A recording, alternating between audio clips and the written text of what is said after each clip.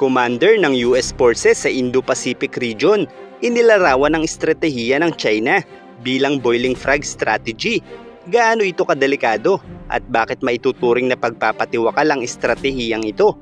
Sinasadya nga ba ng China ang estratehiyang ito o sadyang hindi lamang namamalaya ng kanilang gobyerno na tila nga ay patungo na talaga sila sa isang maituturing na pagpapatiwakal na estilo?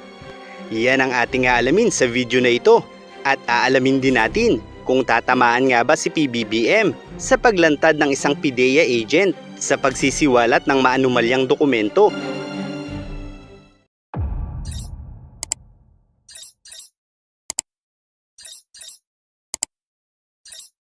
Ano nga ba ang boiling frog strategy? Ang boiling frog strategy ay isang metapora na hango sa isang alamat kung saan ayon sa teorya at mga kwento, ang palaka umano ay may kakayahang manatili mula sa normal na temperatura na unti-unting pinaiinit, kung saan habang unti-unting umiinit ang tubig na kinalalagyan nito ay hindi na umano namamalaya ng palaka ang unti-unting pagbabago ng temperaturang ito hanggang maging huli na ang lahat bago pa man ito makatakas sa peligro. Sa ganitong paraan inilalarawan ni Admiral John Aquilino ang mga hakbang na ginagawa ng komunistang partido, kung saan ay tila nga hindi na namamalaya ng China na mas tumitindi pa ang pagnanais ng maraming bansa na pabagsakin sila, kung saan kapag lumampas na sila sa limitasyong kaya nila ay tiyak na hindi na sila makakabuelta pa. At gaya ng isang palaka sa alamat na ito, kung patuloy na babaliwalain ng China ang galit ng napakaraming bansa sa kanilang gobyerno ay maaaring maging huli na ang lahat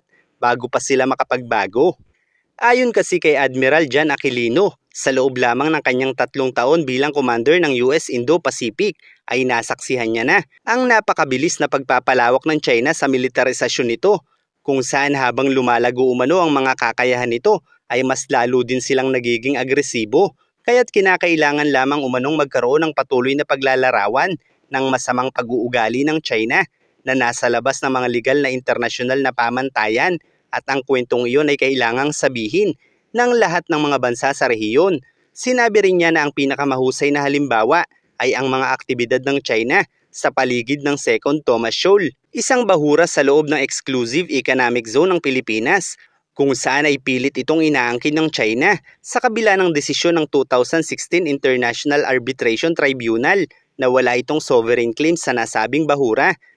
Ang mga barko ng Chinese Coast Guard ay nagsagawa ng mga agresibong aksyon nitong mga nakaraang buwan, kabilang ang pagpapaputok ng mga water cannon upang pigilan ng Pilipinas sa resupply mission nito para sa mga sundalo sa BRP Sierra Madre, isang kalawangin na barko na isinadsad ng Pilipinas sa bahura noong 1999 upang palakasin ang depensa nito para sa sovereign rights ng bahaging ito ng kanilang teritoryo. Ipinahayag din ni Admiral Aquilino ang pag-aalala nito para sa mga nasugatan na tauhan ng Philippine Coast Guard at mga sundalo, at sinabi na iyon ay isang hakbang na mas lalong nagpapalala ng tensyon. Bukod pa rito, mula nang magdaos umano ng summit sina Joe Biden at Xi Jinping sa San Francisco noong Nobyembre, ay sinubukan rin ng mga fighter jet ng China ang peligroso at mapilit na pagharang sa US spy planes sa himpapawid na karaniwang isinasagawa sa nakaraang 2 taon. Ang mga halimbawang ito ni Admiral Aquilino ay ilan lamang sa mga patunay na ang China ay nahulog na sa tinatawag na boiling frog strategy, kung saan ay tila hindi na nila namamalayan pa na habang nagpapatuloy sila sa pagiging agresibo nila ay patuloy rin dumarami ang mga bansang nagnanais na pigilan sila na magsisilbing mainit na temperatura na kalaunan ay maaaring hindi na maiwasan pa ng China at tuluyang malagay sa peligro ang bansa nila, dahil ang India, Japan, Taiwan at Pilipinas ay maaaring maging daan upang makalaban nila ang maraming bansa sa mundo gaya ng ASEAN nations na tiyak ay hindi papayag na matalo ng China ang Pilipinas, dahil alam nila na kapag nangyari ito ay sila din naman ang isusunod na mga Chino, habang ang India ay may direktang alitan sa mga Chino na anumang oras ay tiyak na handang tumulong sa kahit anong bansang makababangga nito, at ang Australia na nababahala na din sa paglakas ng mga Chino, maging ang South Korea, Japan at ang NATO na kaalyado ng mga Amerikano ay tiyak na makikiisa rin sakaling malagay sa alanganin ng mga kaalyado nito. Kaya't kapag nagsabay-sabay na umatake ang mga ito dahil sa kagaspangan ng mga Tsino ay tiyak na matutulad sila sa isang palaka sa kwento. Samantala sa ibang balita naman ay lumabas na ang PIDEA agent na sinasabing pumirma at gumawa ng pre-operation report at authority to operate para sa di umano ay naunsyaming paghuli noon kay PBBM dahil sa paggamit umano ng ipinagbabawal na gamot. At dito nga ay binigyang linaw ni former PIDEA agent Jonathan Morales na ang mga nasabing dokumento ay hindi dapat inilabas sa publiko dahil nga classified information ng mga ito. Kaya't ayon din mismo sa kanya ay hiniling niya na papanagutin ng mga taong involved sa mga nagpakalat ng dokumentong ito. Which is kung iisipin natin, maging si Maharlika ay maaaring papanagutin din dahil sa pagsisiwalat na ito. Pero bakit nga ba hindi ito dapat inilalabas sa publiko?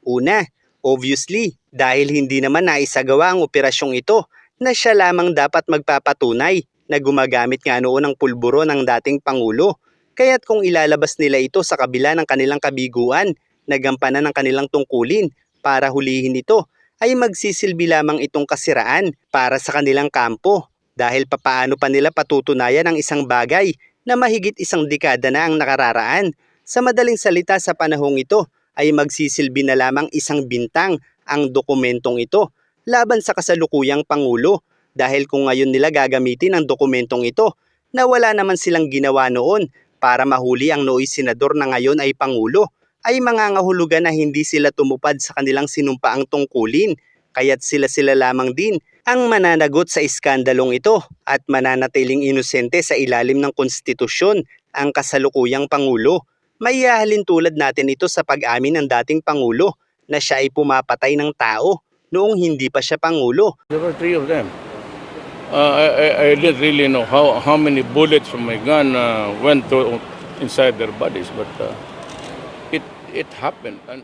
Gayunpaman dahil walang makapagpapatunay nito, ay nanatili ang kanyang karapatan na tumakbo sa pagkapangulo. Kaya't gaya ngayon ni PBBM na pinagbibintangan na gumagamit ng pulburo noon, ay magsisilbi lamang itong isang bintang dahil ang dokumentong ito ay hindi maituturing na katibayan dahil nga hindi naman ito na-execute para patunayan. Kaya't mananatili lamang ito bilang isang bintang sa Pangulo at hindi ito magsisilbing katibayan ng pagpapatunay na gumagamit nga noon ng Pangulo dahil para maging ganap na katibayan ng dokumentong ito ay dapat ini-execute ito ng mga nakatalagang opisyal noon sa ating gobyerno. Kaya't ngayon na lumabas ang dokumentong ito ay sila lamang din ang mamumroblema sa isyong ito dahil bali-baliktarin mo man ang mundo ay malinaw na sila ang nagkulang sa pagpapatupad sa kanilang sinumpaang tungkulin sa gobyerno. Iyan marahil ang dahilan kung kaya't ayon kay Jonathan Morales ay inabisuhan siya ng kanyang mga kabaro